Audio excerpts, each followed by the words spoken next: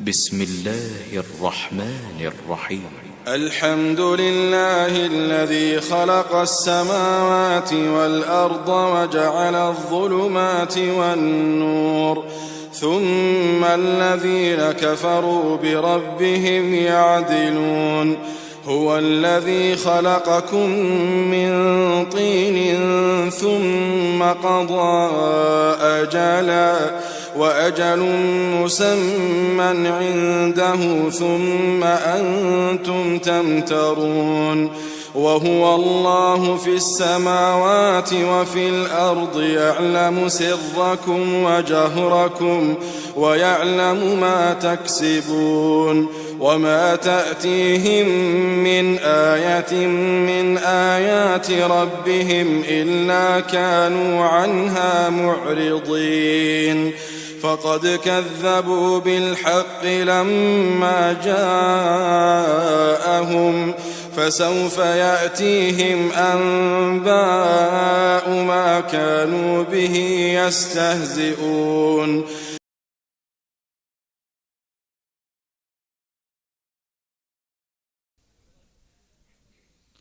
السلام عليكم ورحمة الله.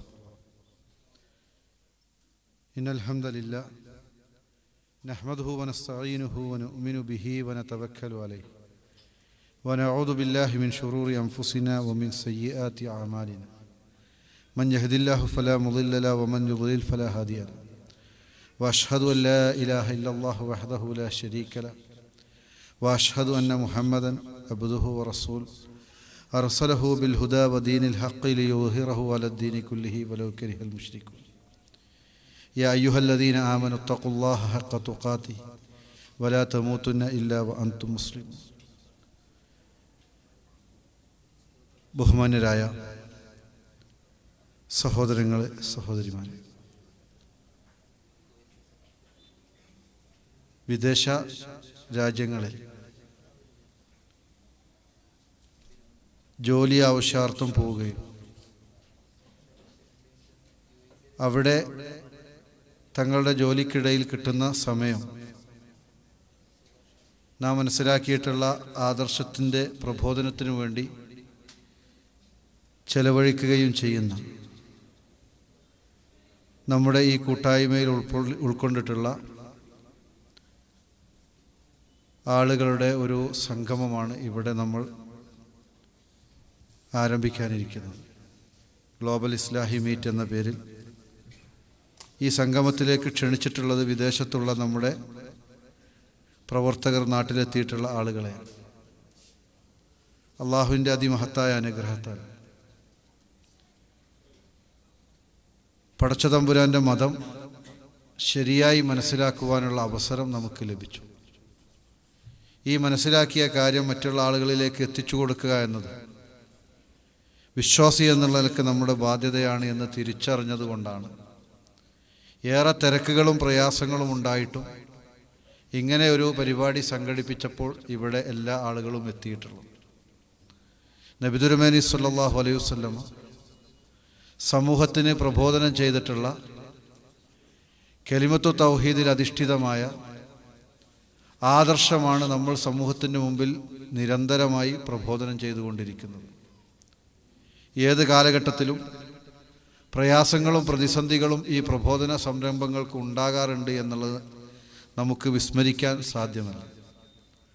ഈ ഒരു സന്ദർഭത്തിൽ അല്ലാഹു സുബ്ഹാനഹു തആല ദീനിൻ്റെ ശരിയായ പ്രബോധനം ഏൽപ്പിക്കപ്പെട്ട ആളുകൾ എന്നുള്ളതിൽ കൂടുതൽ ശക്തിയോടുകൂടി ഈ രംഗത്ത് നമ്മൾ പ്രവർത്തിക്കേണ്ടതുണ്ട് എന്ന് നമ്മൾ ഓരോരുത്തരും മനസ്സിലാക്കുകയാണ്. അല്ലാഹു ഓരോ സന്ദർഭത്തിലും അവൻ്റെ ദീനിൻ്റെ പ്രചാരണാർത്ഥം ആളുകളെ ഏൽപ്പിക്കും. ഇന്ന് അത് ഏൽപ്പിക്കപ്പെട്ടിട്ടുള്ളത് നമ്മളെയാണ്. നമ്മളിത് ഭംഗിയായി നിർവഹിച്ചിട്ടില്ലെങ്കിൽ അല്ലാഹു സുബ്ഹാനഹു തആല മറ്റൊരു വിഭാഗത്തെ ഈ ഉത്തരവാദിത്തം ഏൽപ്പിക്കും. അവർ അല്ലാഹുവിനെ ഏറെ ഇഷ്ടപ്പെടും. അല്ലാഹുവിൻ്റെ ഇഷ്ടം അവർക്കും ലഭിക്കും. യാതൊരു ആക്ഷേപകൻ്റെയും ആക്ഷേപത്തെ പരിഗണിക്കാതെ തന്നെ അള്ളാഹുവിൻ്റെ മാർഗത്തിൽ അവർ മുന്നോട്ട് പോവുകയും ചെയ്യും. അള്ളാഹു സുബ്ഹാനഹു തആല വിശുദ്ധ ഖുർആനിൽ വ്യക്തമാക്കിയതുപോലെ ഈ ഒരു ഉത്തരവാദിത്തം നടത്തുവാൻ അള്ളാഹു ഉദ്ദേശിക്കുന്ന ആളുകളെയാണ് തിരഞ്ഞെടുക്കുന്നത്. അത് പ്രത്യേകമായ ഫളിലാണ് എന്നും വിശുദ്ധ ഖുർആനിലൂടെ അള്ളാഹു സുബ്ഹാനഹു തആല വിശദീകരിച്ചു. അള്ളാഹ് നൽകിയിട്ടുള്ള പ്രത്യേകമായ ഫളിൽ ലഭിച്ചിട്ടുള്ള ആളുകൾ എന്നുള്ള നിലക്ക് കൂടുതൽ അള്ളാഹുവിനോട് ശുക്ർ കാണിക്കുകയും ദാവാ പ്രവർത്തന രംഗത്ത് സജീവമായി മുന്നോട്ട് പോവുകയും ചെയ്യുക എന്നത് നമുക്ക് ഏറ്റവും കൂടുതൽ ബാധ്യതയുണ്ട് എന്ന് മനസ്സിലാക്കി ഇവിടെ ഒരുമിച്ച് കൂടിയിട്ടുള്ള എല്ലാ സഹോദരങ്ങളും തങ്ങൾ പ്രതിനിധീകരിക്കുന്ന പ്രദേശത്തെയും വിദേശത്തുള്ള ഏതൊരു യൂണിറ്റിലാണോ ഏതൊരു രാജ്യത്താണോ നമ്മൾ പ്രവർത്തിക്കുന്നത് അവിടെയുള്ള മുസ്ലിമീങ്ങളിലേക്ക്, പ്രത്യേകിച്ചും മലയാളികളിലേക്ക് ഇസ്ലാമിൻ്റെ ശരിയായ സന്ദേശം എത്തിക്കുവാൻ പ്രത്യേകമായി ശ്രദ്ധിക്കണമെന്ന് ഈ ഒരു സംഗമത്തിൻ്റെ ആമുഖമായി ഉണർത്തുകയാണ്. ഇവിടെ ഒരു ദിവസത്തെ പരിപാടിയാണ് നമ്മൾ ആഗ്രഹിക്കുന്നത്. ഒരു പഠന സെഷനോടുകൂടി നമ്മൾ ആരംഭിക്കുകയാണ്. വ്യത്യസ്തങ്ങളായ വിഷയങ്ങൾ ഇവിടെ ചർച്ചയ്ക്ക് വിധേയമാക്കുന്നുണ്ട്. അള്ളാഹുവിനെ അറിയുക എന്ന വിഷയം ഹംസ മദീനിയാണ് അവതരിപ്പിക്കുന്നത്. ആദർശവും ജീവിതവും എന്ന വിഷയം ISMൻ്റെ സംസ്ഥാന പ്രസിഡന്റ് TK അഷ്റഫ് സാഹിബാണ് അവതരിപ്പിക്കുന്നത്. അതേപോലെ തന്നെ കുടുംബ ബന്ധങ്ങൾ പവിത്രയും പ്രാധാന്യവും എന്ന വിഷയം ഹാരിസ് ബിൻ സലീം, നാം കരുണയുള്ളവരാവുക എന്ന വിഷയം സുഹൈർ ചുങ്കത്ര എന്നിവരാണ് അവതരിപ്പിക്കുന്നത്. ഉച്ചയ്ക്ക് മുമ്പുള്ള സെഷൻ അങ്ങനെയാണ്. അതേപോലെ തന്നെ പഠനവും പുതിയ ലോകവും എന്നൊരു സെഷൻ നമ്മളിതിൽ ഉൾപ്പെടുത്തിയിട്ടുണ്ട്. വിദ്യാഭ്യാസ രംഗത്ത് പ്രവർത്തിക്കുന്ന പ്രധാനപ്പെട്ട ആളുകൾ remote parenting, emerging careers and quality institutions എന്നീ വിഷയങ്ങളിൽ അധിഷ്ഠിതമായി നമ്മളോട് ആശയങ്ങൾ പങ്കുവെക്കുകയാണ്. ഫാറൂഖ് ട്രെയിനിങ് കോളേജിലെ അധ്യാപകൻ കൂടിയായ പ്രൊഫസർ ജൗഹർ മുനവർ, അതേപോലെ തന്നെ PN അബ്ദുറഹ്മാൻ അബ്ദുൽ ലത്തീഫ്, ഫൈസൽ മൗലവി തുടങ്ങിയിട്ടുള്ള ആളുകൾ ഈ സെഷനിൽ നമ്മെ അഭിസംബോധന ചെയ്ത് സംസാരിക്കും ഇൻഷാ അല്ലാഹ്. എല്ലാ ആളുകളെയും ഈ ഒരു ഗ്ലോബൽ ഇസ്ലാഹി മീറ്റിലേക്ക് ആദരപൂർവ്വം സ്വാഗതം ചെയ്യുന്നു. അള്ളാഹു സുബ്ഹാനഹു തആല നമ്മുടെ ഈ ഒരു കൂടിച്ചേരൽ ഏറ്റവും ഫലപ്രദമായ ഒരു സംഗമമാക്കി മാറ്റട്ടെ എന്ന് പ്രാർത്ഥിക്കുകയാണ്. ഇതിൽ നിന്നുള്ള മുഴുവൻ ഖൈറുകളും നമ്മുടെ ജീവിതത്തിലും അതോടൊപ്പം നമ്മുടെ ദാവാ പ്രവർത്തനങ്ങൾക്കും ഉണ്ടാകട്ടെ എന്നുകൂടി പ്രാർത്ഥിച്ചുകൊണ്ട് എല്ലാവരെയും ഒറ്റവാക്കിൽ ഈ വേദിയിലേക്ക് സ്വാഗതം ചെയ്യുന്നു. നമ്മുടെ ഈ ഒരു സെഷനിൽ അധ്യക്ഷത വഹിക്കുന്നത് ബഹുമാനായ NK അബ്ദുസ്സലാം സാഹിബാണ്. അധ്യക്ഷ വേദിയിലേക്ക് അദ്ദേഹത്തെ ആദരപൂർവ്വം ക്ഷണിച്ചുകൊണ്ട് ഞാൻ എൻ്റെ വാക്കുകൾ ഉപസംഹരിക്കുകയാണ്. വാഖിറു ദഅവാന അനിൽ ഹംദുലില്ലാഹി റബ്ബിൽ ആലമീൻ. അസ്സലാമു അലൈക്കും വറഹ്മത്തുള്ളാഹി. അസ്സലാമു അലൈക്കും വറഹ്മത്തുള്ളാഹി. അൽഹംദുലില്ലാഹി വസ്സലാത്തു വസ്സലാമു അലാ റസൂലിഹിൽ അമീൻ വഅലാ ആലിഹി വസഹബിഹി അജ്മഈൻ. അമ്മാ ബഅദ്. അഊദു ബില്ലാഹി മിനശ് ശൈത്വാനിർ റജീം. യാ അയ്യുഹല്ലദീന ആമനു തഖുല്ലാഹ ഹഖ്ക തുഖാതിഹി വലാ തമൂതുന്ന ഇല്ലാ വഅൻതും മുസ്ലിമൂൻ. ബിസ്മില്ലാഹിർ റഹ്മാനിർ റഹീം. من كان يريد العاجلة عجلنا له فيها ما نشاء لمن نريد ثم جعلنا له جهنم يصلاها مذموما مدحورا. ആദരണീയനായ അധ്യക്ഷൻ, വേദിയിലുള്ള മറ്റു പണ്ഡിതന്മാരെ, സഹോദരങ്ങളെ, സദസ്സിൽ സന്നിഹിതരായിരിക്കുന്ന രക്ഷിതാക്കളെ, സഹോദരീ സഹോദരങ്ങളെ, പ്രവാസി സുഹൃത്തുക്കളെ, അള്ളാഹുവിൻ്റെ അത്യപാരമായ അനുഗ്രഹത്താൽ ഇന്നത്തെ ദിവസം അള്ളാഹുവിൻ്റെ ദീന് പഠിക്കുവാനും അതിൻ്റെ പ്രബോധനത്തെ സംബന്ധിച്ച് ചർച്ച ചെയ്യുവാനും ഭാവിയിലേക്കുള്ള പ്രവർത്തന പദ്ധതികൾ രൂപപ്പെടുത്തുവാനും അത് എല്ലാ വെല്ലുവിളികളെയും അതിജയിച്ചുകൊണ്ട് നടപ്പിൽ വരുത്തുവാനുമുള്ള ഊർജം ശേഖരിക്കുന്നതിന് വേണ്ടി ഇവിടെ ഒരുമിച്ച് കൂടുവാനുള്ള ഒരു തൗഫീഖ് നമുക്ക് ലഭിച്ചിരിക്കുകയാണ്. ഇവിടെ അധ്യക്ഷനും മുമ്പ് സംസാരിച്ച സഹോദരങ്ങളും സൂചിപ്പിച്ചതുപോലെ ഈ സംഗമം അള്ളാഹു അനുഗ്രഹിക്കുകയാണെങ്കിൽ എല്ലാ അർത്ഥത്തിലും ഫലപ്രദമാകുന്ന ഒരു സംഗമമായിരിക്കും. അള്ളാഹു നമ്മെ സഹായിക്കുമാറാകട്ടെ. നമ്മുടെ പ്രബോധന പ്രവർത്തനങ്ങൾ വളരെ സജീവമായി മുന്നോട്ട് പോകുന്ന ഒരു സാഹചര്യത്തിലാണ് നമ്മളിവിടെ ഒത്തുചേർന്നിരിക്കുന്നത്. ഈ കഴിഞ്ഞ 1-2 ആഴ്ചകൾക്ക് മുമ്പ് ഇസ്ലാഹി കേരളത്തിൽ ഇനി അങ്ങോട്ട് നടത്തേണ്ട പ്രവർത്തന പദ്ധതികളെ സംബന്ധിച്ച് കൃത്യമായ ഒരു കാഴ്ചപ്പാട് രൂപീകരിക്കുന്നതിൻ്റെ ഭാഗമായി കാസർഗോഡ് മുതൽ തിരുവനന്തപുരം വരെയുള്ള എല്ലാ ജില്ലകളിലെയും ഈ പ്രബോധന പ്രവർത്തനങ്ങൾക്ക് നേതൃത്വം കൊടുക്കുന്ന ആളുകളുടെ ഒരു ലീഡേഴ്സ് ക്യാമ്പ് സംഘടിപ്പിക്കുകയും ആ ക്യാമ്പിൽ വെച്ചുകൊണ്ട്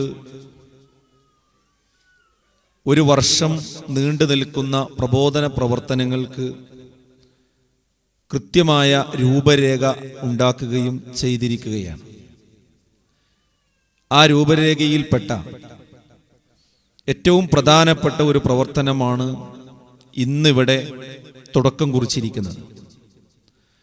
വിദേശ രാഷ്ട്രങ്ങളിൽ മലയാളികളായിട്ടുള്ള ആരൊക്കെയുണ്ടോ അവരിലെല്ലാം ഇസ്ലാമിൻ്റെ സന്ദേശങ്ങൾ ശരിയായ രൂപത്തിലും അർത്ഥത്തിലും എത്തിക്കുക എന്ന ഉദ്ദേശത്തോടു കൂടി വിദേശ രാഷ്ട്രങ്ങളിൽ പ്രവർത്തിച്ചു കൊണ്ടിരിക്കുന്ന പ്രവർത്തകന്മാരുടെ ഇപ്പോൾ നാട്ടിലുള്ള ആളുകളുടെ ഒരു സംഗമം എന്നത് ആ രൂപരേഖയിൽ നാം എടുത്തു പറഞ്ഞ ഒരു സവിശേഷമായ പ്രവർത്തനമാണ്. അതാണ് ഇന്നിവിടെ യാഥാർത്ഥ്യമായി ഇരിക്കുന്നത്. കുറേയധികം ക്ലാസുകൾ നമുക്കിവിടെ നിർവഹിക്കാനുണ്ട്. അതുകൊണ്ട് തന്നെ ദീർഘമായി ഞാൻ ആ ഭാഗങ്ങൾ സംസാരിക്കുവാൻ ഉദ്ദേശിക്കുന്നില്ല. എന്നെ ഏൽപ്പിച്ചിരിക്കുന്ന ഉത്തരവാദിത്വത്തിലേക്ക് ഉള്ള സമയം തിരിച്ചു വരാനാണ് ആഗ്രഹിക്കുന്നത്. എന്താണ് സുഖം? എന്താണ് ഐശ്വര്യം? എന്താണ് സമാധാനം? ഈ ചോദ്യങ്ങൾക്ക് പല രീതിയിലുള്ള മറുപടികളും നമുക്ക് പറയാൻ കഴിയും. വഴിയിൽ വെച്ച് നമ്മൾ ആരെങ്കിലും ഒരാളെ കണ്ടാൽ എന്തൊക്കെയുണ്ട് വിശേഷം എന്ന് ചോദിച്ചാൽ അയാൾ പെട്ടെന്ന് പറയുന്ന മറുപടി അൽഹംദുലില്ലാ റാഹത്താണ് എന്ന് പറയും. അതിന് തെളിവായി കൊണ്ട് പറയുന്ന കാര്യം എൻ്റെ വീട്ടിലെ കാര്യങ്ങളൊക്കെ സുഖമായി നടക്കുന്നുണ്ട്, ജോലിയൊക്കെ ഇപ്പോൾ സമാധാനപരമാണ്, ആരോഗ്യത്തിന് പ്രത്യേകിച്ച് പ്രയാസങ്ങളൊന്നും ഇല്ല, കുട്ടികളൊക്കെ വളർന്നു വലുതായി അവരൊക്കെ സ്കൂളിൽ പോയിക്കൊണ്ടിരിക്കുന്നുണ്ട്, പഠനം കഴിഞ്ഞ ആൾക്ക് ജോലി കിട്ടിയിട്ടുണ്ട്, വിവാഹം നടന്നിട്ടുണ്ട്. ഇങ്ങനെയുള്ള കുറേ കാര്യങ്ങൾ ഇങ്ങനെ പറഞ്ഞ് അവസാനിപ്പിക്കുന്നത് പൂരിപ്പിക്കുന്നത് ഏതായാലും അൽഹംദുലില്ലാ റാഹത്താണ്, കാര്യങ്ങളൊക്കെ ഭംഗിയായി നടക്കുന്നുണ്ട് എന്നുള്ളതാണ്. ശരിയാണ്, കാര്യങ്ങളൊക്കെ ഭംഗിയായി നടക്കുന്നുണ്ട്. ഇങ്ങനെയുള്ള ഒരു സാഹചര്യം നമുക്ക് ജീവിതത്തിൽ ലഭിക്കുക എന്ന് പറഞ്ഞാൽ അതൊരു നിഅമത്ത് തന്നെയാണ്. അള്ളാഹുവിൻ്റെ അടുക്കൽ നിന്നുള്ള വല്ലാത്ത ഒരു നിഅമത്ത് തന്നെയാണ്, യാതൊരു സംശയവും ആ കാര്യത്തിലില്ല. എന്നാൽ ഇതോടൊപ്പം നമ്മൾ ചേർത്ത് ചിന്തിക്കേണ്ട ഒരു കാര്യമുണ്ട്. അള്ളാഹു വിശുദ്ധ ഖുർആനിലൂടെ നമ്മളെ ബോധ്യപ്പെടുത്തുന്ന ഒരു വലിയ ആശയം. അതിൽ അള്ളാഹ് പറയുന്നത്, ചില ആളുകൾക്ക് പടച്ചോൻ ദുനിയാവിൽ അവരാഗ്രഹിക്കുന്ന ഇത്തരം കാര്യങ്ങളൊക്കെ വേഗം വേഗം അവർക്ക് പൂർത്തീകരിച്ചു കൊടുക്കുന്നുണ്ട്. അവരുടെ എല്ലാ കാര്യങ്ങളും, അവർ മനസ്സിൽ കൊതിക്കുന്ന, വിചാരിക്കുന്ന, ആഗ്രഹിക്കുന്ന എന്തൊക്കെ കാര്യങ്ങളുണ്ടോ അതെല്ലാം വളരെ വേഗത്തിൽ എന്ത് ചെയ്യും, അവർക്ക് ഉണ്ടായി കൊടുക്കും. പഠനം കഴിഞ്ഞ് ഉടനെ തന്നെ നല്ലൊരു ജോലി, ആ ജോലിയിൽ പ്രവേശിച്ച ഉടനെ തന്നെ വിവാഹം ശരിയാകുന്നു, മക്കളുണ്ടാകുന്നു, നല്ല സൗകര്യത്തോടു കൂടിയുള്ള വീടുണ്ടാകുന്നു. അങ്ങനെ ഭൗതിക ലോകത്ത് ജീവിക്കാൻ ആവശ്യമായ എന്തൊക്കെ സാധ്യതകളുണ്ടോ അതെല്ലാം വേഗം ഒരു തട്ടും തടവും ഇല്ലാതെ വേഗം വേഗം അങ്ങനെ ശരിയായിക്കൊണ്ടിരിക്കും. അങ്ങനെ ദുനിയാവിൽ നാം ഉദ്ദേശിച്ചത് ലഭിച്ചുകൊണ്ടിരിക്കുന്നുവെങ്കിൽ അത് ഖൈറുണ്ടത്. പക്ഷെ അതോടൊപ്പം ഈ അള്ളാഹു പറയുന്ന ഈ ആശയം നമ്മളൊന്ന് പ്രധാനമായി ശ്രദ്ധിക്കണം. എന്താണെന്നറിയോ, ചില ആളുകൾക്ക് അവർ ഉദ്ദേശിക്കുന്നത് വേഗം വേഗം പടച്ചോൻ അങ്ങനെ ഉണ്ടാക്കി കൊടുക്കും, വേഗം കൊടുക്കും അവർക്ക്.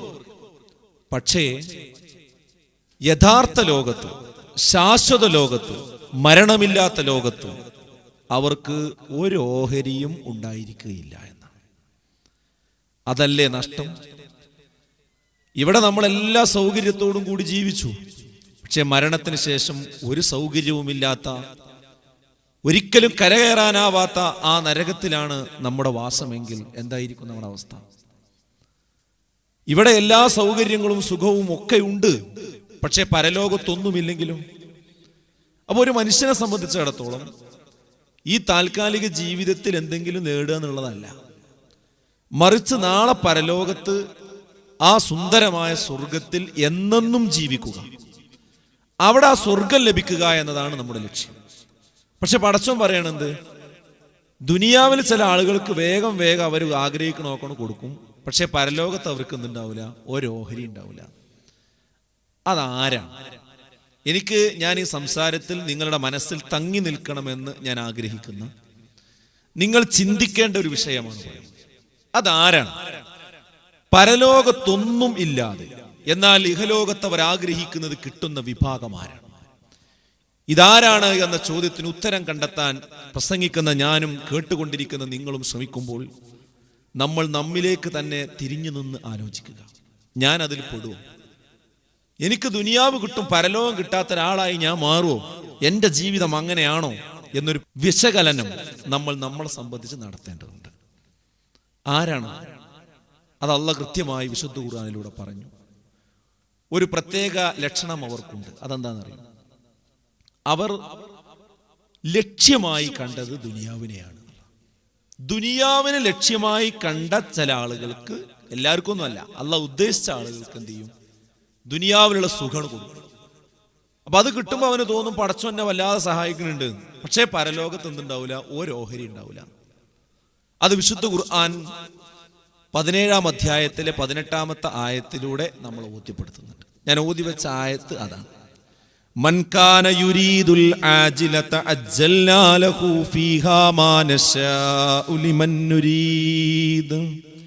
മൻ കാന യുരീദുൽ ആജില, വേഗം കടന്നു പോകുന്നതിനെയാണ് ഒരാൾ ഉദ്ദേശിക്കുന്നത് എങ്കിൽ, പെട്ടെന്ന് കഴിഞ്ഞു പോകുന്ന ക്ഷണികമായ ഈ നശ്വരമായ ഇഹലോക ജീവിതത്തെയാണ് ഒരാൾ ജീവിതത്തിന്റെ ലക്ഷ്യമായി കാണുന്നതെങ്കിൽ, അജ്ജൽനാ ലഹു ഫീഹാ മാ നശാഉ ലിമൻ നുരീദ്. അല്ലാഹു ഉദ്ദേശിക്കുന്നവർക്ക് അവൻ എന്ത് ചെയ്യും? വേഗം ആ കാര്യം വേഗം പൂർത്തിയാക്കി കൊടുക്കും. അവൻ ഉദ്ദേശിക്കുന്ന കാര്യം വേഗം നിവർത്തിച്ചു കൊടുക്കും. എന്നിട്ട് പറയാണ്, സുമ്മ ജഅൽനാ ലഹു ജഹന്നം യസ്ലാഹാ മദ്മൂമം മദ്ഹൂറാ. സുമ്മ ജഅൽനാ ലഹു ജഹന്നം, പിന്നീട് അവന് നരകത്തെ ഒരുക്കി കൊടുക്കും. യസ്ലാഹാ മദ്മൂമം മദ്ഹൂറാ, നിന്ദ്യരായി പുറംതള്ളപ്പെട്ടവരായി അവരതിൽ പ്രവേശിക്കുകയും ചെയ്യും എന്നാണ്. അപ്പൊ എന്താ പറഞ്ഞ ആയത്തിന്റെ അർത്ഥം? അതായത് ഒരാള് പെട്ടെന്ന് കഴിഞ്ഞു പോകുന്ന, അഥവാ ഈ നൈമിഷിക ലോകത്തെയാണ് അയാൾ ടാർഗറ്റ് ചെയ്തതെങ്കിൽ, ഇവിടെയുള്ള സുഖവും സമാധാനവും ഇവിടെയുള്ള വിഭവങ്ങളുമാണ്, ഇവിടെയുള്ള പേരും പ്രശസ്തിയും അംഗീകാരവുമാണ് അയാൾ മനസ്സിൽ കണ്ടതെങ്കിൽ, ഒരു പക്ഷേ വേഗത്തിൽ അയാൾക്ക് അല്ലാഹു നിർവഹിച്ചു കൊടുത്തു എന്ന് വന്നേക്കാം. പക്ഷേ നാളെ പരലോകത്ത് അവർക്ക് കത്തിജ്വലിക്കുന്ന നരകമാണ് ഉണ്ടാവുക. യസ്ലാഹ, അതിലവർ കടന്ന് എരിയുക തന്നെ ചെയ്യുമെന്നാണ്. നരകത്തിന്റെ പ്രത്യേകത നമുക്കറിയാം. അതിൽ കടന്ന് എരിഞ്ഞാല് മരിച്ചു പോകില്ല, അതാ വലിയ പ്രശ്നം. ഇവിടെയൊക്കെ തീ പൊള്ളലേറ്റ് കഴിഞ്ഞാൽ എന്ത് ചെയ്യും? ആ മനുഷ്യന്റെ ജീവൻ ഉണ്ടാവൂല, പിന്നെ അയാൾക്ക് വേദനിക്കൂല. പക്ഷേ നരകത്തിൽ എന്താ അവസ്ഥ?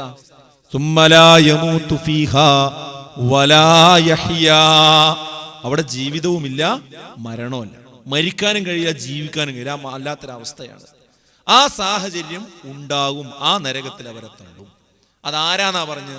ദുനിയാവിന് കൂടുതൽ പ്രാധാന്യം കൊടുക്കുന്നവരെന്നാണ്. സഹോദരങ്ങളെ, ഇത് പറയുമ്പോൾ പെട്ടെന്ന് നമ്മളെ മനസ്സിൽ വരുന്നത്, ഞാൻ അങ്ങനെ ദുനിയാവിനൊന്നും വലിയ പ്രാധാന്യം കൊടുക്കുന്ന ആളല്ലല്ലോ എന്നാണ്. അൽഹംദുലില്ലാ, അങ്ങനെ അല്ലെങ്കിൽ പടച്ചോ നമ്മളെ കാത്ത് രക്ഷിച്ചിട്ടുണ്ട്. പക്ഷെ ഒരു പരിശോധന നല്ലതാണ്. പറയുന്ന ഞാനായിരുന്നാലും കേൾക്കുന്ന നമ്മൾ ഓരോരുത്തരായിരുന്നാലും ഒരു പരിശോധന നല്ലതാണ്. പരിശോധിക്കാൻ വേണ്ടി 2-3 മാനദണ്ഡങ്ങൾ മാത്രമാണ് ഞാൻ ഈ ഒരു സംസാരത്തിൽ പറയുന്നത്. എന്താ പരിശോധിക്കണമെന്ന് അറിയാം? നമ്മൾ ദുനിയാവിനാണോ അതോ ആഖിറത്തിനാണോ പ്രാധാന്യം കൊടുത്തിട്ടുള്ളത്? ഏതിനാണ് നമ്മൾ പ്രാധാന്യം കൊടുത്തത് എന്ന് നമുക്ക് നമ്മളെ അളക്കാനുള്ള ഒരു 2-3 ഉപാധികൾ മാത്രം. അതിലേറ്റവും ഒന്നാമത്തെ എന്താണെന്ന് ചോദിച്ചാൽ, ഒന്നാമത്തെ ഒരു അളവുകോൽ. ആ അളവുകോല് നമ്മൾ നമ്മളെ പറ്റിയാണ് ആലോചിക്കേണ്ടത്. അതെന്താണെന്ന് അറിയാം? ഒന്നാമത്തെ കാര്യം, ദുനിയാവിന് പ്രാധാന്യം കൊടുക്കുന്ന ആളാണെങ്കിൽ അയാൾക്ക് ഈ ലോകത്ത് തന്നെ 2 തരത്തിലുള്ള ജീവിതം അയാൾക്കുണ്ടായിരിക്കുമെന്നതാണ്. 2 തരത്തിലുള്ള ജീവിതം അയാൾക്കുണ്ടാവും. നമ്മൾ സാധാരണ പറയും ഇരട്ട മുഖം എന്ന് പറയും. ഇരട്ട മുഖമുള്ള ആളുകളായിരിക്കും എന്ത് ചെയ്യുക? ദുനിയാവിന് പ്രാധാന്യം കൊടുക്കുന്ന ആളുകൾ. അങ്ങനെ ഒരു സാഹചര്യം നമുക്കുണ്ടോ? ഒന്നുകൂടെ നമ്മൾ ഉള്ളിലേക്ക്, നമ്മുടെ പുറന്തോടുകൾ പൊട്ടിച്ചുള്ളിലേക്ക് ഇറങ്ങാൻ ശ്രമിക്കുക. ഇല്ല എന്ന് മനസ്സ് പെട്ടെന്ന് പറയും. പക്ഷെ ഒന്നുകൂടെ ഞാൻ ഒരു 2-3 ഉദാഹരണങ്ങൾ കൂടെ പറയുമ്പോൾ നമുക്ക് നമ്മളെ പ്രതിസ്ഥാനത്ത് വരുന്നുണ്ടോ എന്ന് നമ്മൾ ചിന്തിക്കേണ്ടതുണ്ട്. ഇപ്പോ ഉദാഹരണം പറഞ്ഞാൽ, ഇന്ന് സമൂഹത്തിൽ വ്യാപകമായി കൊണ്ടിരിക്കുകയാണ് മദ്യം, ലഹരി. ലഹരി ഉപയോഗിക്കുന്ന ആളുകൾ ഈ സംസാരം കേൾക്കുന്ന കൂട്ടത്തിലുണ്ടോ? ഇല്ല, ഉറപ്പിച്ചു പറയാം. പക്ഷെ ഇപ്പൊ നാട് മാറിയ കൂട്ടത്തിൽ ഏത് ലഹരി സാധനങ്ങളും മാന്യമായി ഉപയോഗിക്കാൻ, അതായത് ആരുടെ മുമ്പിലും ഉപയോഗിക്കാൻ പറ്റുന്ന സൗകര്യങ്ങളും സംവിധാനങ്ങളും നമ്മുടെ നാട്ടിൽ വ്യാപകമായി കൊണ്ടിരിക്കുകയാണ്. 25 വയസ്സായിരുന്നു പണ്ട് മദ്യത്തിന് അടിമയാകുന്ന ആളുകളുടെ പ്രായമെങ്കിൽ അത് 20ആയി, അത് 15ആയി, ഇപ്പോൾ 13ലേക്ക് താഴ്ന്നിരിക്കുന്നു എന്നതാണ് ഇപ്പോഴത്തെ കണക്ക്. 13ാമത്തെ വയസ്സിൽ മദ്യം രുചിക്കുന്നു എന്നല്ല, മദ്യത്തിന് അടിമയാകുന്നു എന്നാണ്. അടിമയാകണമെങ്കിൽ എത്ര പ്രായം മുതൽ തുടങ്ങണം എന്നാലോചിച്ചു. അതായത് ഗ്ലാസ്സിലേക്ക് ഒഴിച്ചു കുടിക്കുന്ന ദ്രാവകം മാത്രമല്ലല്ലോ മദ്യം. അതേ എഫക്റ്റ് ഉണ്ടാക്കുന്ന പൊടി, പുകല, അതുപോലെ തന്നെ ഹാൻസ്, പാൻപരാഗ്, ചുണ്ടിനടിയിൽ വെക്കുന്ന, നാവിനടിയിൽ വെക്കുന്ന, ഐസ്ക്രീമിലൂടെ കഴിക്കുന്ന, അതുപോലെ തന്നെ ഞരമ്പിലേക്ക് അടിച്ചു കയറ്റുന്ന വിവിധ രീതിയിലുള്ള സാധനങ്ങൾ. വളരെ ചുരുക്കം ആളുകളെങ്കിലും ഇത്തരം സംഗതികളിൽ അടിമപ്പെടുകയും പിന്നീട് നിസ്കരിക്കുന്നുണ്ടാവും, നോമ്പ് വെൽക്കുന്നുണ്ടാവും, മതപരമായ കാര്യങ്ങളൊക്കെ ചെയ്യുന്നുണ്ടാവും. പക്ഷെ ഇങ്ങനത്തെ ഒരു സാധനവും കൂടെ കൊണ്ടുനടക്കുന്നുണ്ടോ? അത് ഭാര്യ അറിയുന്നുണ്ടോ? ഇല്ല. മക്കൾ അറിയുന്നുണ്ടോ? ഇല്ല. കുടുംബങ്ങൾ അറിയോ? ഇല്ല. പക്ഷേ ഈ ഒരു പ്രശ്നം അയാൾക്ക് തരണം ചെയ്യാൻ കഴിയാതെ അയാൾ പ്രയാസപ്പെട്ടുകൊണ്ടിരിക്കുകയാണ്. ഇങ്ങനെ ഒരു സാഹചര്യം നമുക്കുണ്ടോ? ഇതാണ് 2 മുഖം എന്ന് പറയാം. ഇരട്ട മുഖം എന്ന് പറഞ്ഞിട്ട് ആശയം കുറച്ചുകൂടി നമുക്ക് മനസ്സിലാവും. പുറത്തേക്ക് അയാൾ ഒരു മദ്യപാനിയാണോ? ഒരു ലഹരി ഉപയോഗിക്കുന്ന ആളാണോ? അല്ല. അത്ര ലഹരി വിരുദ്ധ പ്രവർത്തനങ്ങൾക്ക് നേതൃത്വം കൊടുക്കുന്നയാളായിരിക്കാം, ഒരുപക്ഷെ അങ്ങനെ പ്രസംഗിക്കുന്ന ആളായിരിക്കാം, എഴുതുന്നയാളായിരിക്കാം. പക്ഷെ അയാൾക്ക് എഴുത്തു വരണമെങ്കിൽ ഇങ്ങനെയുള്ള ഒരു സാധനത്തിന്റെ അകമ്പടി വേണം, അല്ലെങ്കിൽ അദ്ദേഹത്തിന് സംസാരിക്കണമെങ്കിൽ അങ്ങനെ വേണം. ഈ രൂപത്തിൽ പുറത്തേക്കൊരു അഡ്രസ്സും ഉള്ളിൽ വേറെ ഒരു സ്വകാര്യമായ ഒരു തിന്മയും സൂക്ഷിച്ചു കൊണ്ട് നടക്കുക എന്നതാണ് ഇരട്ടമുഖം എന്നതുകൊണ്ട് ഞാൻ ഉദ്ദേശിച്ചത്. അപ്പോൾ ഇതുപോലെയുള്ള ലഹരി സാധനങ്ങൾ ഏതെങ്കിലും അളവിൽ എവിടെയെങ്കിലും നമുക്ക് വരുന്നുണ്ടോ നമ്മൾ ചിന്തിക്കേണ്ടതാണ്. ഉണ്ടെങ്കിൽ നമ്മൾ മനസ്സിലാക്കുക, നമ്മൾ എന്ത് ചെയ്തിട്ടില്ല, ശരിയായി പരലോകം സത്യമാണ് എന്ന രൂപത്തിലേക്ക് നമ്മുടെ മനസ്ഥിതി മാറിയിട്ടില്ല എന്നത് തന്നെയാണ്. കാരണം ഇത് അറിയുന്നൊരു പടച്ചോണ്ടെന്ന് അറിഞ്ഞുകൊണ്ടാണല്ലോ കാര്യം ചെയ്യുന്നത്. ആ അള്ളാനെ വഞ്ചിച്ചുകാണ്ടി തെറ്റ് ചെയ്യാൻ കഴിയില്ലല്ലോ. ആരിൽ നിന്ന് മറിച്ചിട്ടാണ്? വേറൊരു എക്സാമ്പിൾ പറയാം, വേറൊരു ഉദാഹരണം.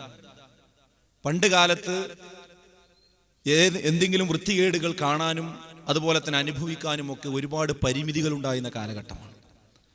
ഒരു വൃത്തികെട്ട ഫിലിം, ഒരു സിനിമ കാണണമെങ്കിൽ ഒരുപാട് അധ്വാനം അതിനാവശ്യമാണ്. ഒരുപാട് ദൂരെ സ്ഥലത്ത് പോകണം, കുറെ വൈതരണികൾ അതിനുണ്ട്. പക്ഷെ ഇപ്പോഴത്തെ കാലഘട്ടത്തിലോ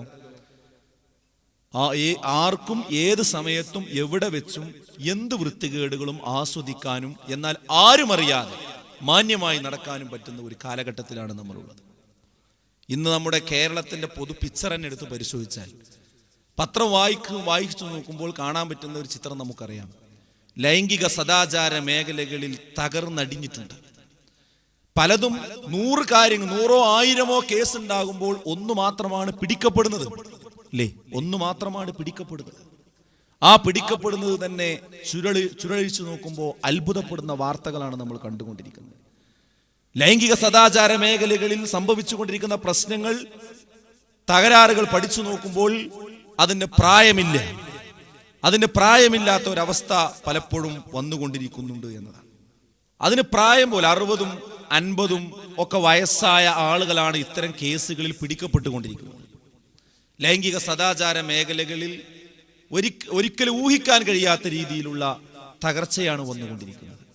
പരസ്ത്രീ ബന്ധം, പരപുരുഷ ബന്ധം, അതുപോലെ തന്നെ നെറ്റുകളിലൂടെയും അതുപോലെയുള്ള ലോകങ്ങളിൽ സൗകര്യങ്ങൾ ഉപയോഗിച്ചുകൊണ്ട് ആളുകൾ മോശപ്പെട്ട സംഗതികൾ കണ്ടുകൊണ്ടിരിക്കുന്ന സാഹചര്യങ്ങൾ ഇത് ഇന്ന് വ്യാപകമായി കൊണ്ടിരിക്കുന്നു.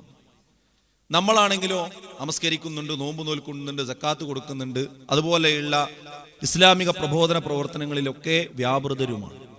പക്ഷേ നമ്മളുടെ ജീവിതത്തിൽ തന്നെ നമ്മുടെ ഭാര്യ അറിയാത്ത, മക്കളറിയാത്ത, എല്ലാവരിൽ നിന്നും മാറ്റിവെച്ചുകൊണ്ട് ഇങ്ങനെയുള്ള ഒരു രഹസ്യബന്ധം ആരെങ്കിലുമായിട്ട് ഫോണിലോ അല്ലെങ്കിൽ ചാറ്റിങ്ങിലൂടെയോ അല്ലെങ്കിൽ വേറെ സംവിധാനത്തിലൂടെയോ അല്ലെങ്കിൽ ഇത്തരം രംഗങ്ങൾ സ്വകാര്യമായി കണ്ടാസ്വദിക്കുന്ന സന്ദർഭങ്ങളോ ഒരാളുടെ ജീവിതത്തിലുണ്ടെങ്കിൽ അയാളെയാണ് ഇരട്ടമുഖമുള്ളവൻ എന്ന് വിളിക്കുന്നത്, അയാളെയാണ് രണ്ട് മുഖമുള്ളവൻ എന്ന് വിളിക്കുന്നത്. അതെ, സമ്പത്ത് വർദ്ധിപ്പിക്കുന്നതിന് വേണ്ടിയുള്ള സംവിധാനങ്ങളും ഇന്ന് മോശമായ സംവിധാനങ്ങൾ ഇന്ന് നാട്ടിൽ വ്യാപകമാണ്. ഉന്നതമായ ചർച്ചകളിൽ പോലും ഇന്ന് നമ്മൾ കണ്ടുകൊണ്ടിരിക്കുന്നത് ഇത്തരം സംഗതികളാണ്. പത്രങ്ങളിലൂടെയൊക്കെ നമ്മൾ വായിച്ചു കൊണ്ടിരിക്കുന്നത് സാമ്പത്തിക കുറ്റകൃത്യങ്ങൾ പല ഉന്നതന്മാരെയും പിടിമുറുക്കിക്കൊണ്ടിരിക്കുന്നു, അതിന്റെ പേരിൽ പിടിക്കപ്പെട്ടുകൊണ്ടിരിക്കുന്നു. ഒരു 2-3-4 മാസങ്ങൾക്ക് മുമ്പ് സാമ്പത്തിക രംഗത്തുള്ള പ്രശ്നങ്ങൾ വ്യാപകമായ ചർച്ചയായിരുന്നു. അന്ന് പോലീസ് ഉദ്യോഗസ്ഥന്മാർ പറഞ്ഞ ഒരു കാര്യം, ഒരുപാട് സാമ്പത്തിക തട്ടിപ്പിന്റെ പേരിൽ ഒരുപാട് കമ്പനികൾ തകർന്ന് തരിപ്പണമായപ്പോഴും അതിന്റെ പരാതികൾ വളരെ കുറച്ച് മാത്രമേ പോലീസ് സ്റ്റേഷനിൽ ലഭിച്ചിട്ടുള്ളൂ എന്നാണ്. എന്താ പരാതി കുറയാൻ കാരണം? പരാതി കുറയാനുള്ള കാരണവും അവർ പറഞ്ഞു, സമൂഹത്തിലെ മാന്യന്മാരാണ് കൂടുതൽ ഇത്തരം വലകളിൽ പെട്ടിരിക്കുന്നത്. അതുകൊണ്ട് തന്നെ 4-5 ലക്ഷം രൂപ അല്ലെങ്കിൽ 10-50 ലക്ഷം രൂപ മുടക്കി ഓരോ ബിസിനസ്സിനെന്നും പറഞ്ഞ് ഇതുപോലെയുള്ള സംഗതികളിൽ ഇൻവെസ്റ്റ് ചെയ്ത ആളുകൾ ആ ബിസിനസ് തകർന്നു എന്ന് കേൾക്കുമ്പോൾ കേസ് കൊടുത്തു കഴിഞ്ഞാൽ ഞാനും അതിലുണ്ടായിരുന്നു എന്ന് നാട്ടുകാരറിയും. അപ്പൊ എല്ലാ കാശം പോയാലും വേണ്ടില്ല, മാനം പോകാനാവില്ല വിചാരിച്ച് മിണ്ടാതിരിക്കുക. അതുകൊണ്ടാണ് കേസ് രജിസ്റ്റർ ചെയ്യപ്പെടാതെ പോയത്. അപ്പൊ എന്താ അതിന്റെ അർത്ഥം? അതായത് ആളുകളുടെ മുമ്പിൽ പറയാൻ കഴിയാത്ത ബിസിനസ്സുകളിൽ പങ്കാളിയാവുക. ഇതിനാണ് രണ്ട് മുഖം എന്ന് പറയുക, ഇരട്ടമുഖം എന്ന് പറയുക. സഹോദരങ്ങളെ, ഞാൻ പറഞ്ഞ ആ ആശയം നിങ്ങൾക്ക് മനസ്സിലായിട്ടുണ്ടാവും. ഇങ്ങനെ ഒരു പൊതുരംഗത്ത് ഒരു ഇമേജും നമ്മുടെ പ്രവർത്തകന്മാർക്കിടയിലും ദഅ്വാ രംഗത്തും വീട്ടിലും കുടുംബങ്ങളിലും നാട്ടിലുമൊക്കെ ഒരു മാന്യതയുടെ പരിവേഷവും, എന്നാൽ തൻ്റെ ഉള്ളിൽ താൻ മാത്രം അറിയുന്ന മറ്റൊരു ലോകവും നമുക്കുണ്ട് എങ്കിൽ സുഹൃത്തുക്കളെ ഉറപ്പിക്കുക, നമുക്ക് സ്വർഗവും നരകവും മനസ്സിലേക്ക് കയറിയിട്ടില്ല, ഒരിക്കലും കയറിയിട്ടില്ല. കയറി എന്ന് നമ്മൾ നാട്ടുകാരുടെ മുമ്പിൽ അഭിനയിക്കുക മാത്രമേ ചെയ്യുന്നുള്ളൂ. കാരണം നമ്മുടെ രണ്ട് സാഹചര്യവും ആര് കാണുന്നുണ്ട്? അള്ളാഹു കാണുന്നുണ്ട്, വിലയിരുത്തുന്നുണ്ട്. അള്ളാഹുവിന്റെ റസൂല് പറഞ്ഞല്ലോ, നാളെ പരലോകത്ത് വിചാരണക്ക് വരുന്ന വിഭാഗങ്ങളെ പറ്റി പറഞ്ഞു, ജിബാലു തിഹാമതു ബീൽ, വെളുത്ത തിഹാമ പർവ്വതത്തിന്റെ അത്രയും ഉയരത്തിൽ സൽക്കർമ്മങ്ങളുമായി നന്മകളുമായി കടന്നു വരുന്ന ഒരു വിഭാഗമുണ്ട്. അവർ അതുമായി വരും. നമസ്കാരമുണ്ട്, നോമ്പുണ്ട്, സക്കാത്തുണ്ട്, ഹജ്ജുണ്ട്, ഒരുപാട് അമലുസാലിഹാത്തുകൾ അവർ ചെയ്തിട്ടുണ്ട്. പക്ഷേ അതൊക്കെ ധൂളിയായി പറത്തപ്പെടും, അവർക്കത് ഉപകാരപ്പെടുകയില്ല. സഹാബികൾ ചോദിച്ചു, പ്രവാചകൻ ആരാണവർ? ആരെയാണ് നിങ്ങൾ ഉദ്ദേശിച്ചത്? പ്രവാചകൻ പറഞ്ഞു, അത് നിങ്ങളിൽപ്പെട്ടവർ തന്നെയാണ്. അത് പുറത്തുള്ള ആളുകളൊന്നുമല്ല, നിങ്ങളുടെ കൂട്ടത്തിൽ നിങ്ങൾ നമസ്കരിക്കുമ്പോൾ നിങ്ങളുടെ സുഫിലുള്ളവർ, നിങ്ങളുടെ നാട്ടിലുള്ളവർ, നിങ്ങളുടെ മഹല്യങ്ങളിലുള്ളവർ, നിങ്ങളുടെ കൂടെ ഉണ്ടായിരുന്ന ആളുകൾ, നിങ്ങളുടെ കൂട്ടത്തിൽപ്പെട്ടവർ. എന്താ അവരുടെ പ്രത്യേകത? എന്തേ അവർക്ക് ഇങ്ങനെ സംഭവിക്കാനുള്ള കാരണം? ഇദാ ഖലൗ, അവർ ഒറ്റക്കായാൽ, ബിമഹാരിമില്ലാഹി ഇൻതഹകുഹാ, അള്ളാഹുവിന്റെ നിഷിദ്ധങ്ങളെ അവർ കാറ്റിൽ പറത്തിക്കളയുമെന്ന്. അതായത് ഹറാമാണ് എന്ന് പടച്ചോൻ പറഞ്ഞ, അള്ളാഹുവിന്റെ റസൂല് പറഞ്ഞ എന്തൊക്കെ കാര്യമുണ്ടോ അത് നാട്ടുകാരെ മുമ്പിൽ വെച്ചുകൊണ്ട് അവർക്ക് ഹറാമായിരിക്കും. പൊതുസമൂഹത്തിലും പൊതു ആളുകൾക്കിടയിലും അയാൾ അത് ഹറാമായി ഭാവിക്കും. എന്നാൽ സ്വകാര്യ ജീവിതത്തിൽ ഇദാ ഖലൗ, ഒറ്റക്കായാൽ, ആരും കാണാത്തൊരു സന്ദർഭം വന്നാൽ അയാൾ അതെല്ലാം അനുഭവിക്കുന്നു. അയാൾ ലഹരി ഉപയോഗിക്കുന്നു, അതുപോലെ തന്നെ വഴിവിട്ട ലൈംഗികമായ മാർഗങ്ങളും സ്വീകരിക്കുന്നു. സാമ്പത്തിക രംഗത്ത് യാതൊരു അച്ചടക്കവും അയാൾക്കില്ല. വിശ്വാസ രംഗത്ത് എന്തെങ്കിലും ഒരു പ്രയാസം വരുമ്പോൾ ഒരു നിർഭയത്വത്തിന് വേണ്ടി ആരുമറിയാതെ തങ്ങന്മാരെയും ബീവിമാരെയും ഏലസും ഐക്കല്ലും പിഞ്ഞാണവും ഒക്കെയായി രഹസ്യമായ ഏർപ്പാടുകളുമായി പോകുന്നു. അങ്ങനെ വിശ്വാസ രംഗത്തും സ്വഭാവ രംഗത്തും ആചാര മേഖലകളിലുമെല്ലാം ഒറ്റപ്പെടുമ്പോൾ, ഒറ്റക്കാകുമ്പോൾ, ആരും അറിയാത്തൊരവസ്ഥ വരുമ്പോൾ വേറുള്ള മാർഗങ്ങൾ സ്വീകരിക്കുന്നു.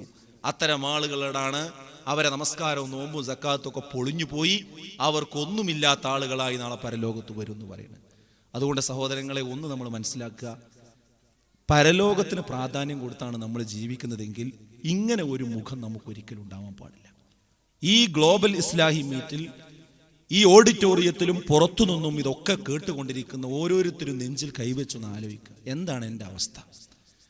ഞാനിപ്പോൾ മരിച്ചാൽ എന്തായിരിക്കും എൻ്റെ സാഹചര്യം? ഖബറിൽ ഞാൻ ഒറ്റക്കാവുമ്പോൾ എന്താണ് എൻ്റെ അവസ്ഥ? ഈ കാണുന്ന എന്നെ തന്നെയാണോ നാളെ ഖബറിലേക്ക് കൊണ്ടുപോയി വെക്കുന്നത്? നമുക്ക് ഓരോരുത്തർക്കും നാട്ടിൽ ഓരോ അഡ്രസ്സുകളുണ്ട്.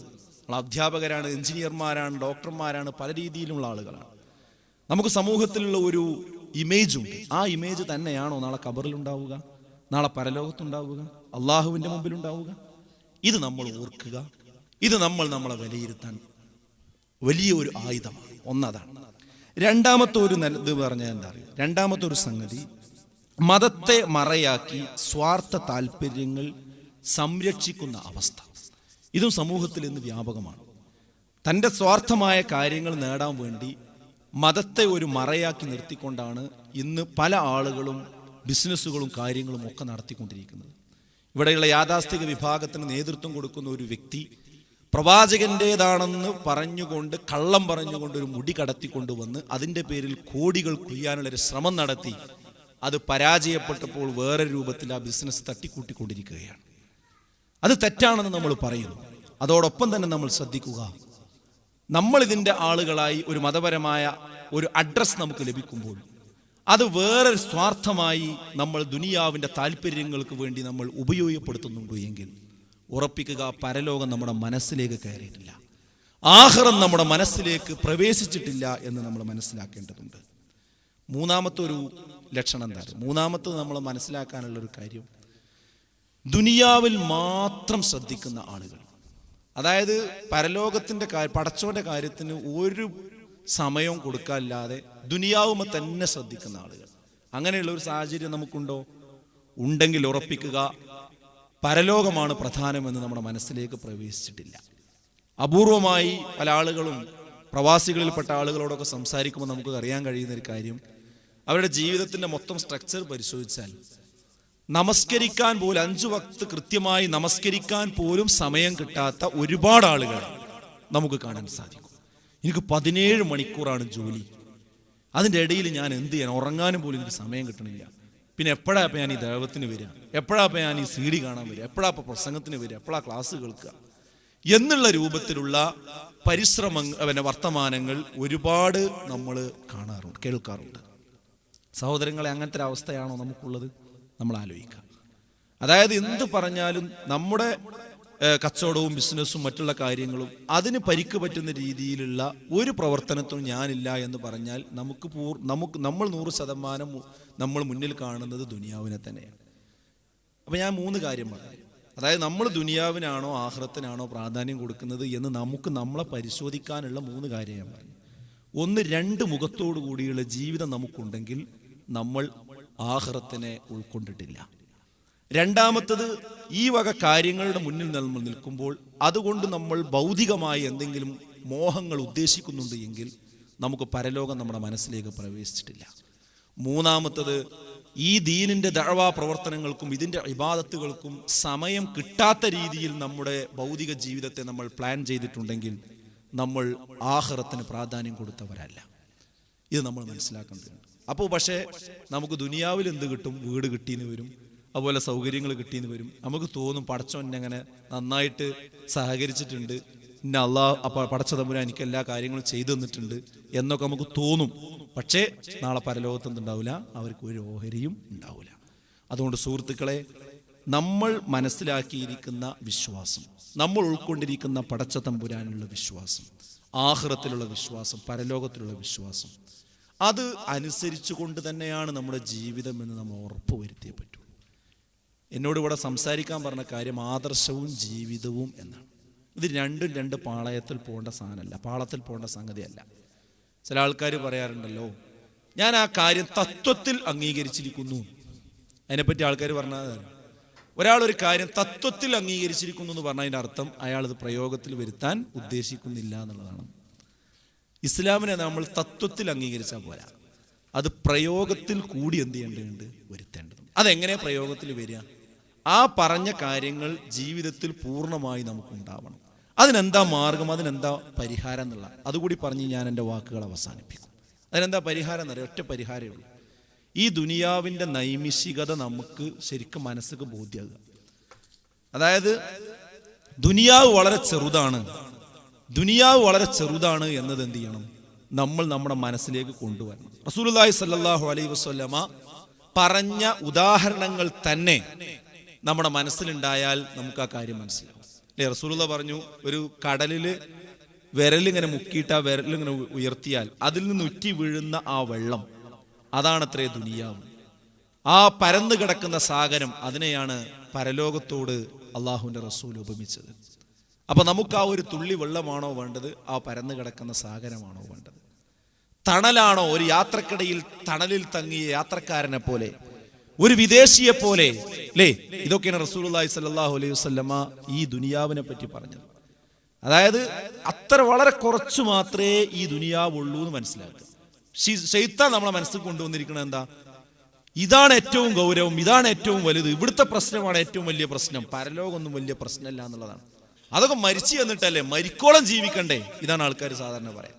അങ്ങനെയല്ല, മരിച്ചതിന് ശേഷമാണ് ജീവിതം. വല്ലാഖിറതു ഖൈറുൻ വഅബ്ഖാ, ഏറ്റവും നല്ലതും എന്നും ബാക്കിയാകുന്നതും പരലോകമാകുന്നു.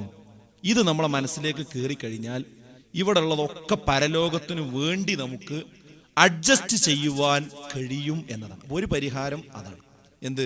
ഈ ലോകത്തിന്റെ നശ്വരത നമ്മളെ മനസ്സിലേക്ക് ഇടക്കിടക്ക് ഓർത്തെടുത്തു കൊണ്ടുവരിക. രണ്ടാമത്തെ എന്താ? രണ്ടാമത്തത് ഇവിടുന്ന് ഇറങ്ങിപ്പോണ്ട സമയം എപ്പോഴും ആകാം എന്നുള്ള യാഥാർത്ഥ്യത്തെ നമ്മൾ മനസ്സിൽ ഓർത്തു വെക്കുക. ഏത് ഭൂമിയിൽ എവിടെ വെച്ചാണ് മനുഷ്യൻ മരിക്കുക എന്ന് ഒരാൾക്കും പറയാൻ കഴിയില്ല. ഈ പിന്നെ പോരിശ നടിക്കലും ഫഹർ നടിക്കലും ദുരഭിമാനവും എല്ലാം ഏതുവരെ മാത്രമേ ഉള്ളൂ?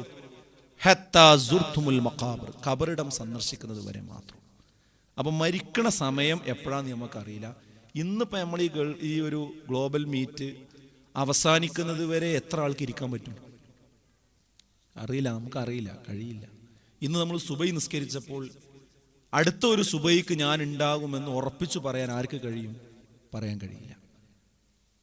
ഇപ്പം ഈ കഴിഞ്ഞ ഇന്നലെ ദിവസം നമ്മളൊരു സുഹൃത്തിന് ആക്സിഡൻ്റ് ഉണ്ടായി. അവൻ്റെ ഒരു കയ്യിൻ്റെ ഒരു ഭാഗം മുഴുവൻ റോട്ടിൽ വെച്ച് അരഞ്ഞു പോയിട്ടുണ്ട്. ഇപ്പോൾ വലിയൊരു മേജർ ഓപ്പറേഷന് വിധേയമായിക്കൊണ്ടിരിക്കുകയാണ്. അള്ളാഹു അദ്ദേഹത്തിന് ശിഫ നൽകി അനുഗ്രഹിക്കുമാറാകട്ടെ. സഹോദരങ്ങളെ, ഇതുപോലെ എപ്പോഴാണ് നമ്മൾക്ക് നമ്മളെ ബാലൻസ് തെറ്റുകയെന്ന് പറയാൻ കഴിയില്ല. നമ്മളിത് പറഞ്ഞും കേട്ടും നമുക്ക് ഇതിൻ്റെ ഗൗരവം പൊയ്ക്കണം. അങ്ങനെയല്ല വേണ്ടത്. ഏത് സമയത്തും അള്ളാഹ് ഇവിടുന്ന് നമ്മൾ എന്ത് ചെയ്യും? ഇറക്കിയാണ് കൊണ്ടുപോകും. ഈ ചിന്ത മനസ്സിലുണ്ടാവുമ്പോൾ ഇവിടുത്തെ പ്രശ്നങ്ങളൊന്നും വലിയൊരു പ്രശ്നമല്ല. നമുക്ക് ആ ആഖിറത്തിനെ കുറിച്ചുള്ള ഒരു ചിന്ത നമ്മുടെ മനസ്സിലുണ്ടാവും. അപ്പോൾ രണ്ടാമത്തത്, ആ കാര്യം നമ്മൾ മരിക്കും എന്നുള്ളൊരു ഓർമ്മ എപ്പോഴും നമ്മുടെ മനസ്സിലുണ്ടാവും. മൂന്നാമത്തത് എന്താ പറയുക? മൂന്നാമത്തത് മരണത്തോടു കൂടി ഇത് അവസാനിക്കൂല, രണ്ടാമത് വരും എന്ന യാഥാർത്ഥ്യം നമ്മുടെ ഹൃദയത്തിൽ. സുമ്മ ഇന്നക്കും ബഅദ ദാലിക ലമയ്യിത്തൂൻ സുമ്മ ഇന്നക്കും യൗമൽ ഖിയാമത്തി തുബ്അസൂൻ, നിങ്ങൾ മയ്യത്തുകളാവും, അതോടുകൂടി അവസാനിക്കൂല, നിങ്ങൾ രണ്ടാമത് എഴുന്നേറ്റ് വരിക തന്നെ ചെയ്യും. ഏതുപോലെ നമ്മൾ മഴയ്ക്ക് വേണ്ടി പ്രാർത്ഥിച്ചു, മഴയ്ക്ക് വേണ്ടി പ്രാർത്ഥിച്ച് അള്ളാഹുവിൻ്റെ സമൃദ്ധമായ മഴ നമുക്ക് ലഭിച്ചു, അല്ലേ? മഴ ലഭിച്ചപ്പോൾ എത്ര പെട്ടെന്നാണ് നമ്മുടെ നാടും നഗരവും നമ്മുടെ കൃഷിയിടങ്ങളും ഒക്കെ മാറിക്കഴിഞ്ഞത്. ഒരു പുല്ല് പോലും ഇല്ലാത്ത സ്ഥലത്ത് പുല്ലുകൾ വളർന്നു കഴിഞ്ഞു, അല്ലേ? ഇതുപോലെ അള്ളാഹ് പറയാണ്, കദാലിക്കൽ ഖുറൂജ്, നിങ്ങളെ രണ്ടാമത് ഇതുപോലെ കൊണ്ടുവരും. എങ്ങനെ മണ്ണിൽ നിന്ന് വിത്തിട്ടാൽ ആ വിത്തിൽ നിന്ന് എങ്ങനെ സസ്യം വരുന്നുവോ, പുളിങ്കുരുവിൽ നിന്ന് എങ്ങനെ പുളിമരം പുറത്തേക്ക് വരുന്നുവോ, തേങ്ങയിൽ നിന്ന് എങ്ങനെ തെങ്ങുണ്ടാകുന്നുവോ, ഇതുപോലെ നിങ്ങളെ മണ്ണിലേക്ക് കൊണ്ടുപോയി വെച്ചാൽ അതിൽ നിന്ന് രണ്ടാമത് നിങ്ങൾ വരിക തന്നെ ചെയ്യുമെന്ന്. അപ്പൊ സത്യമാണത്. ഈ ആധുനിക ടെക്നോളജി ഉപയോഗിക്കുന്ന ഈ കാലഘട്ടത്തിൽ നമ്മൾ ആരും സംശയിക്കണ്ട. നമ്മൾ പറയുന്ന ഓരോ വാക്കും അള്ളാഹു രേഖപ്പെടുത്തി വെക്കുന്നു.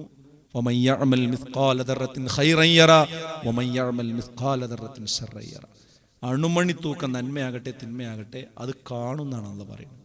അതുകൊണ്ട് ഇന്നിവിടെ ഞാൻ സംസാരിക്കുന്നത് ലോകം മുഴുവൻ കേൾക്കുകയാണ്. ഇത് മനുഷ്യന്മാർക്ക് ഈ സംവിധാനം ഉണ്ടാക്കാൻ കഴിഞ്ഞുവെങ്കിൽ നമ്മളെ സൃഷ്ടിച്ച പടച്ച തമ്പുരാന് നമ്മൾ ചെയ്യുന്ന മുഴുവൻ കാര്യങ്ങളും രേഖപ്പെടുത്തി നാളെ ഒരു കിതാബാക്കിയിട്ട് നമുക്ക് തരാൻ പറ്റുമെന്ന് പറഞ്ഞാൽ എന്തായാലും സംശയിക്കേണ്ട കാര്യം. അപ്പോൾ മൂന്നാമത്തെ ഒരു കാര്യം എന്താണ്, ഇതിനൊക്കെ നമ്മൾ ചെയ്തതിനൊക്കെ ഉത്തരവാദിത്തം നമുക്കുണ്ട്. പരലോകത്ത് നാളെ എന്ത് ചെയ്യും, ഇതിനൊക്കെ മറുപടി പറയേണ്ടി വരും. രണ്ടാമത് നമ്മൾ എഴുന്നേറ്റ് വരുന്നുള്ളൊരു ഓർമ്മ നമുക്ക് ഉണ്ടാകുക. അവിടെ നരകമുണ്ട്, സ്വർഗമുണ്ട്. ആ നരകം നമുക്ക് താങ്ങാൻ കഴിയാത്തതാണ്. തൗഹീദുള്ള ആൾക്കാർ രക്ഷപ്പെടും എന്ന് നമ്മൾ പറയാറുണ്ട്. ശരിയാണ്, തൗഹീദുള്ള ആൾക്കാർ എന്തായാലും നരകത്തിൽ നിന്ന് രക്ഷപ്പെടും. സഹോദരങ്ങളെ, നരകത്തിൽ ഒരു കടന്നിട്ട് പിന്നെ രക്ഷപ്പെടുക എന്നുള്ളത്, ആ നരകത്തിൽ കിടക്കണ അവസ്ഥ നമുക്ക് സഹിക്കാൻ കഴിയില്ല. ഇപ്പോൾ ഒരു വിളക്ക് കത്തിച്ച് വെച്ചിട്ട് ഈ വിളക്കുമ്പോൾ ഒരു മണിക്കൂർ അല്ലെങ്കിൽ ഒരു 10 മിനിറ്റ് വിരലൊന്നിങ്ങനെ പിടിക്കണം, എന്നാൽ ഇവിടെ ഉള്ള സംഗതികളൊക്കെ നിങ്ങൾക്ക് തരാമെന്ന് പറഞ്ഞാൽ ആരാ തയ്യാറാകുക? കഴിയൂ? പിന്നെ എങ്ങനെ നമുക്ക് സഹിക്കാൻ കഴിയുക? അപ്പോൾ മൂന്നാമത്തെ കാര്യം ഞാൻ പറഞ്ഞത്, ഈ മരണത്തിന് ശേഷം ജീവിതം ഉണ്ടെന്നും അവിടെ നരകം ഉണ്ടെന്നും സ്വർഗം ഉണ്ടെന്നും ആ സ്വർഗത്ത് പോകലാണ് നമ്മൾ ലക്ഷ്യം, നമ്മളെ മനസ്സിനെ നമ്മൾ പഠിപ്പിക്കുക. നാലാമത്തോടി പറഞ്ഞ് ഞാൻ അവസാനിപ്പിക്കുക. അപ്പോൾ 3 കാര്യം ഞാൻ പറയും. 1, ഇഹലോകത്തിൻ്റെ നശ്വരത. 2, എപ്പോഴും മരിക്കുന്നുള്ളൊരു ബോധം. 3, മരണത്തിന് ശേഷം രണ്ടാമത് ജീവിതം ഉണ്ട് എന്നുള്ള ഒരു കൃത്യമായ ബോധ്യം നമ്മളെ മനസ്സിൽ എപ്പോഴും ഉണ്ടാവുക. നാലാമത്തെ എന്താ പറയുക, ഈ ചിന്തയൊക്കെ നിലനിർത്താൻ ആവശ്യമായൊരു കാര്യമാണ് എന്താ അറിയോ, ഇത് ഉൾക്കൊണ്ട സംഗതി നമ്മൾ എല്ലാവരോടും പറയാം, പരമാവധി ആൾക്കാരോട് പറഞ്ഞുകൊണ്ടിരിക്കുക. അത് പറയുമ്പോൾ സ്വാഭാവികമായിട്ട് എന്ത് സംഭവിക്കുമെന്നറിയോ, അത് പറയുമ്പോൾ നമുക്ക് നമ്മുടെ ജീവിതത്തിൽ തന്നെ ഒരു വെളിച്ചം കിട്ടും. അപ്പോൾ നമ്മൾ കൂടുതൽ പഠിക്കേണ്ടി വരും. അപ്പോൾ ഇന്നിപ്പോൾ ഈ ഇസ്ലാഹി മീറ്റിൽ വരാനുള്ള കാരണം എന്താ, നമ്മളിത് മനസ്സിലാക്കിയത് കൊണ്ടാണ്. അതുകൊണ്ടാണ് നമുക്ക് ഈ ക്ലാസ് കിട്ടുന്നത്. ഈ ക്ലാസ് കിട്ടുമ്പോഴാണ് നമ്മൾ വേറുള്ള ആൾക്കാരോട് പറയാം. നമ്മൾ സാധാരണ പറയാറുണ്ട്, തുണി അലക്കുന്നത് പോലെയാണ്. തുണി അലക്കുമ്പോൾ എന്ത് സംഭവിക്കും, ആ തുണിയിൽ അഴുക്ക് പോകാനാണ് അലക്കുന്നതെങ്കിലും